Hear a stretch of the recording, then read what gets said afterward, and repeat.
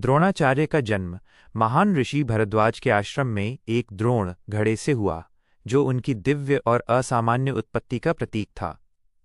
बचपन से ही वे अत्यंत गंभीर, तपस्वी, ज्ञानप्रिय और शस्त्र विद्या के प्रति समर्पित थे। उन्होंने वेदों, धर्म, नीति, ध्यान और युद्ध कला में गहरी रुचि ली और जीवन का लक्ष्य सर्वोच्च ज्ञान तथा सम्मान प्राप्त करना बना लिया। आगे चलकर वे भगवान परशुराम के पास पहुंचे, जहां उन्होंने समस्त दिव्य अस्त्र शस्त्र, ब्रह्मास्त्र, युद्ध नीति, आध्यात्मिक शक्ति और गूढ़ विद्या का ज्ञान प्राप्त किया। परशुराम ने उन्हें अपना श्रेष्ठ शिष्य मानते हुए शेष ज्ञान भी प्रदान किया। शिक्षा पूर्ण होने के बाद उनका विवाह कृपि से हुआ, जो कृपाचार्य की बहन थीं, और उनके घर पुत्र अश्वत्थामा का जन्म हुआ। किंतु जीवन में अत्यधिक गरीबी, संघर्ष और अभाव था। एक समय ऐसा आया जब अश्वत्थामा ने दूध पीने की इच्छा जताई, पर द्रोणाचार्य उसे दूध तक नहीं दे पाए, जिससे उनका हृदय करुणा, पीड़ा और अपमान से भर गया और उन्होंने अपने जीवन की दिशा बदलने का निश्चय किया। उन्हें अपने बचपन के मित्र द्रुपद की याद आई, जो उस समय पंचाल का राजा बन चुका था। वे उससे सहायता मांगने पहुंचे, लेकिन द्रुपद ने उनका अपमान करते हुए ये कह दिया कि मित्रता केवल समान स्तर वालों के बीच होती है और एक राजा तथा गरीब ब्राह्मण मित्र नहीं हो सकते। इस घटना ने द्रोणाचार्य के भीतर गहरी चोट और प्रतिशोध की ज्वाला प्रज्वलित कर दी। इसके बाद वे हस्तिनापुर पहुंचे, जहां उनकी भेंट भीष्म पितामह से हुई, जिन्होंने उनकी अद्भुत प्रतिभा और ज्ञान को पहचानकर उन्हें कौरवों और पांडवों का गुरु नियुक्त किया।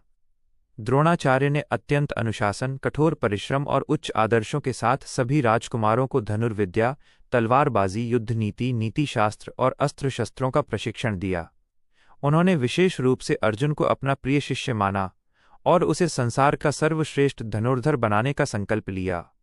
उनके शिक्षण काल में एकलव्य नामक वनवासी बालक ने उनसे शिक्षा प्राप्त करने की इच्छा जताई, लेकिन अस्वीकार होने पर उसने उनकी प्रतिमा बनाकर स्वयं अभ्यास किया और अत्यंत महान धनुर्धर बन गया।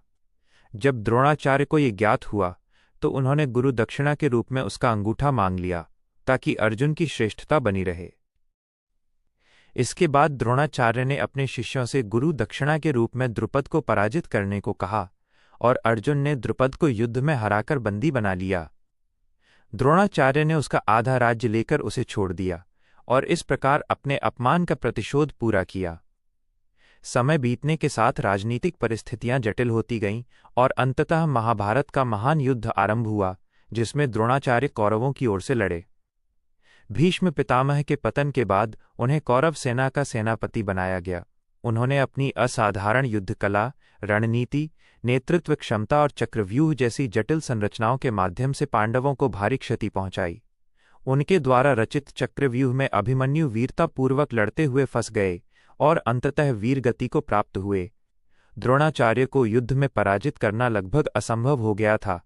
तब श्रीकृष्ण ने एक योजना बनाई, जिसमें भीम ने एक हाथी, जिसका नाम भी अश्वत्थामा था, उसे मारकर अश्वत्थामा मारा गया का उद्घोष किया।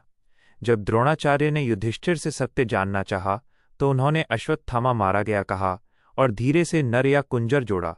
द्रोणाचार्य ने केवल पहला भाग सुना और शोक में अपने अस्त्र त्याग दिए। उसी समय धृष्टद्युम्न ने उनका सिर काटकर उनका अंत कर दिया।